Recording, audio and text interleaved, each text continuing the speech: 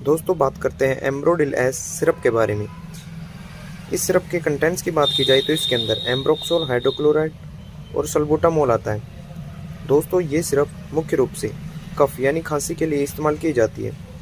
इस सिरप का सेवन करने से नाक, श्वास नली और फेफड़ों में जमे मलगम को ये सिरप पतला करती है, जिससे वो आसानी से खांसी के माध्यम से बाहर आ जाता है।